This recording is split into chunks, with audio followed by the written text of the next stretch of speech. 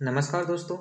आज की इस क्लास में हम चक्रवृद्धि ब्याज के उन महत्वपूर्ण प्रश्नों को डिस्कस करेंगे जो UP police, UPSI, SSC CGL, CHSL, MTS, railway, CISF, CRPF इन परीक्षाओं में पूछे गए हैं। मैं आपको इन प्रश्नों की प्रैक्टिस इसलिए करा रहा हूँ क्योंकि इससे हमें पता चल जाएगा कि एग्जाम में किस लेवल तक का प्रश्न पूछा जाता है।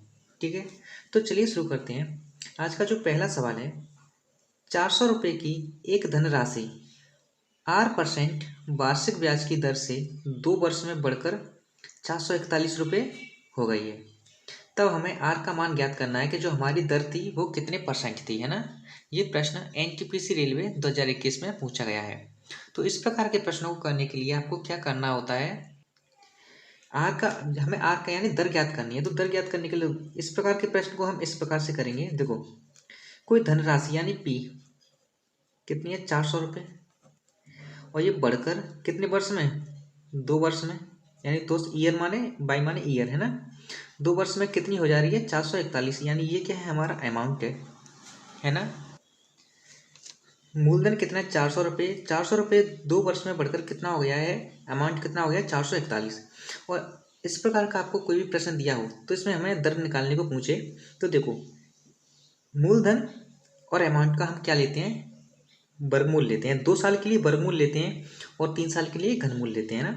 तो अंडरूट में हम रखेंगे 400/41, 441। यहाँ से जो हमारा निकलेगा यानी 20/21, है ना। 20 क्या है, हमारा मूलधन है, और 21 क्या है, हमारा अमाउंट है। अब देखो, ब्याज निकालने के लिए हमें क्या करना होता है, ब्याज 100 रुपये पर निकाली जाती है। यानी यहाँ से हमारा जो मूलधन निकल के आया है वो 20 यूनिट में, और जो अमाउंट निकल के आया है वो 21 यूनिट में, है ना। अब हमें दर निकालनी है। दर निकालने के लिए हमें मूलधन को 100 बनाना पड़ेगा। तो मूलधन में यहाँ 20 में 5 का गुणा कर दे तो ये 100 हो जाएगा, और अमाउंट में भी 5 का गुणा करना होगा, तब ये कितना होगा, 105। तो 100 रुपये पर जो ब्याज मिलता है 1 वर्ष में, वही हमारा क्या होता है, दर होती है। तो कितना ब्याज मिला है 100 रुपये पर, 5, और 1 वर्ष में मिला है, तो यही हमारा क्या है, दर है। यानी हमारा राइट आंसर क्या होगा, 5%। तो ऑप्शन नंबर सी हमारा करेक्ट आंसर हो जाएगा। ठीक है, अगर यहीं आपसे 3 वर्ष के लिए देता तो हमें इसका घनमूल निकालना होता। तो चलिए अब अगले प्रश्न पर चलते हैं। दूसरा प्रश्न है, चक्रवृद्धि ब्याज पर उधार ली गई 6,000 रुपये की धनराशि 3 वर्षों में बढ़कर 7,986 रुपये हो जाती है, तो ब्याज की दर ज्ञात करनी है। यानी जो मूलधन है हमारा वो कितना है, 6,000 रुपये मूलधन, और यहाँ पर हम अमाउंट यानी मिश्र धन का अनुपात लेते हैं ना। और कितना हो रही है ये, 7,986 रुपये। कितने साल में हो रही है, 3 साल में। अब इसे हम एक ऐसे अनुपात में काटते हैं जब तक ये काटो, 2 से काटो से 3,000, इसे 2 से काटेंगे तो कितना कटेगा, 2 तिया 6, 2 तिया 6, और बचा कितना, 1, 2 नम्मा 18, बचा कितना, 1, 2 नम्मा 18, और यहाँ कितना, 2 तिया 6, है ना। अब फिर इसे एक समान अनुपात में हम फिर से काटेंगे 3 से 1,000 बार, यहाँ पर 3 से 1, 3, 3, यानी 13 से 31 बार। अब हम इसका क्या लेंगे, घनमूल लेंगे। अब क्या लेंगे हम इसका, अब हम इसका घनमूल लेंगे। ये तो हमने काट दिया। अब घनमूल लेने के लिए क्या करेंगे, इस पर घनमूल लगा दो दोनों पर। तो ये यहाँ से 1,000 का घनमूल क्या होता है, 10, और 1331 का घनमूल होता है 11। यानी जो हमारा मूलधन निकल के आया है वो 10 यूनिट में, और जो अमाउंट है वो कितने यूनिट में, अमाउंट है 11 यूनिट में। ऐसा हम क्यों करते हैं, हम वर्गमूल और घनमूल क्यों लेते हैं पता है, क्योंकि एक साल में 100 रुपये पर जो भी हमें ब्याज मिलता है वही हमारा दर होता है। एक साल में 100 रुपये पर मिला हुआ ब्याज ही हमारा दर होता है। ठीक है, इसलिए हम घनमूल या वर्गमूल लेते हैं। अब देखो, हमारा मूलधन 10 यूनिट में और मिश्रधन 11 यूनिट में, तो इसे 100 बनाने के लिए यहाँ पर एक जीरो चिपका दो, और इसे जब एक जीरो हम इधर रखेंगे तो एक जीरो हम इधर भी रखेंगे, क्योंकि जीरो रखने का मतलब इसमें हम 10 से गुणा करते हैं, तो इधर भी हमने 10 से गुणा कर दिया। अब देखो मूलधन हमारा कितना आ गया 100 रुपये, और 100 रुपये पर बढ़कर कितना हो गया है 110, तो इस पर ब्याज कितना मिला 10 रुपये मिला। यानी एक साल में मिला ब्याज ही हमारा क्या होता है दर होता है। तो हमारी दर कितनी आ गई 10%। ठीक है, हमारी ब्याज कितनी आ गई, वो दर कितनी आ गई 10%। यानी ऑप्शन नंबर बी हमारा करेक्ट आंसर हो गया। इस प्रकार के प्रश्नों को करने का ये सबसे बड़ा अच्छा तरीका है। ठीक है, तो चलिए अब अगले प्रश्न पर चलते हैं।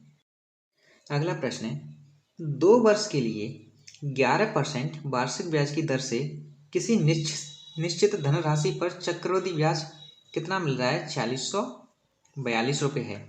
समान अवधि और समान दर पर साधारण ब्याज हमें ज्ञात करना है। ठीक है, देखो इस प्रश्न में समय दिया है 2 वर्ष और दर भी दी है 11%, लेकिन हमारे पास वो निश्चित राशि नहीं है। और इस प्रकार का अगर आपको कोई प्रश्न दिया हो जिसमें निश्चित राशि आपको पता नहीं हो तो कैसे करेंगे। देखो ये जो परसेंट दिया ना 11% को हम इस प्रकार से लिख देंगे 11/100 है ना। अब जो नीचे ये बट्टे में 100 आया है ना, अब 2 वर्ष के लिए दिया है तो मूलधन को हम इसका वर्ग मान लेंगे। 3 वर्ष के लिए देता तो मूलधन को हम इसका क्यों मान लेंगे। ठीक है, तो 2 वर्ष के लिए मूलधन क्या होगा, 2 वर्ष के लिए मूलधन क्या होगा, 2 वर्ष के लिए जो यानी प्रिंसिपल यानी मूलधन होगा वो क्या होगा 100 का वर्ग होगा। 100 का वर्ग कितना मान लेंगे हम यहाँ पर, कितना आ जाएगा 10,000 है ना। हमने ये 10,000 क्या मान लिया मूलधन मान लिया। अब देखो चक्रवृद्धि ब्याज की बात कर रहा है।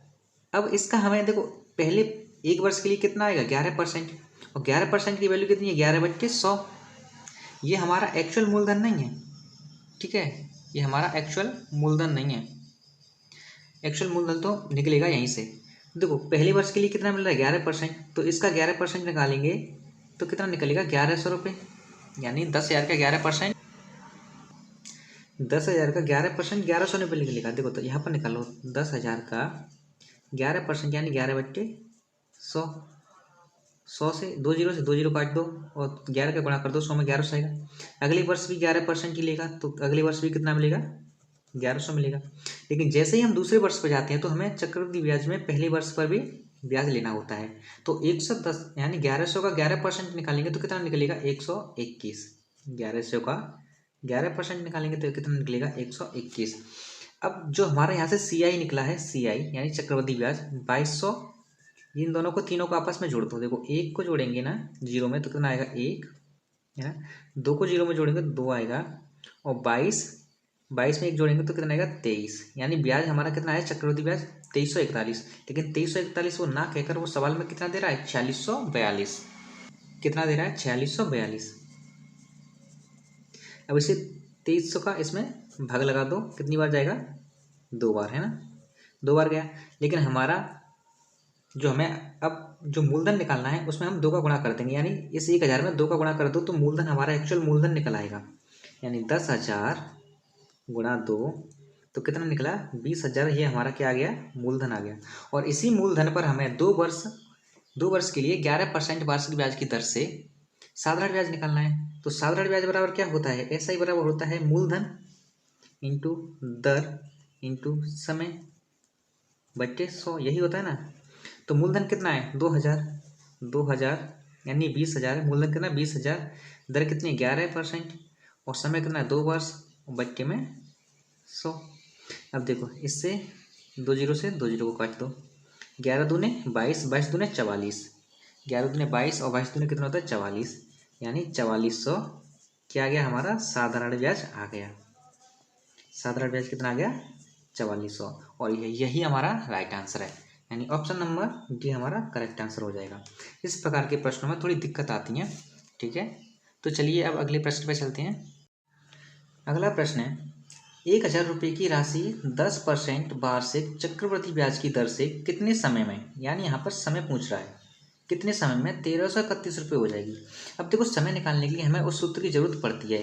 कौन सा सूत्र, अमाउंट बराबर क्या होता है P ब्रैकेट में 1 + R/100 की पावर T, और हमें ये T ज्ञात करनी है तो हमें इस सूत्र की जरूरत पड़ेगी। इस सूत्र के बिना हम इस सवाल को थोड़ा कठिन हो जाएगा करना। ठीक है, अब देखो अमाउंट कितना है 1331।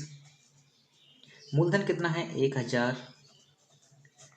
1 प्लस दर कितनी है 10 बट्टे में 100 की घात टी, यानी टी क्या है हमारे यहाँ पर टाइम, यही हमें ज्ञात करना है। अब देखो 1000 को हम इसके नीचे ले आए, 1331 बट्टा 1000 है ना, ठीक है। यहाँ पर क्या बचेगा 100 कम 100 यानी 110 बट्टे कितना 100 घाट टी, है ना। अब देखो इसे में काट दें, हम काट दिया ना। और देखो अब क्या करेंगे हम,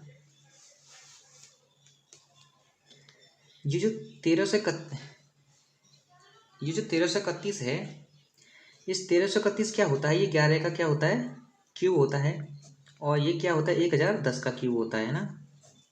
तो इसे ऐसे लिख सकते हैं। और इधर क्या बचा 11 और बट्टे में 10 की घात टी।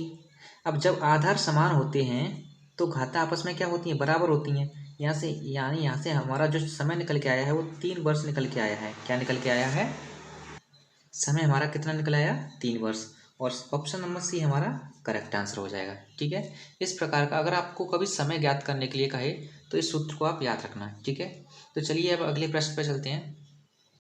अगला प्रश्न है 7500 रुपये की राशि 10% वार्षिक चक्रवृद्धि ब्याज पर एक निश्चित समय में। अब यहाँ पर देखो इसमें समय नहीं दिया है, तो सबसे पहले हमें समय निकालना होगा।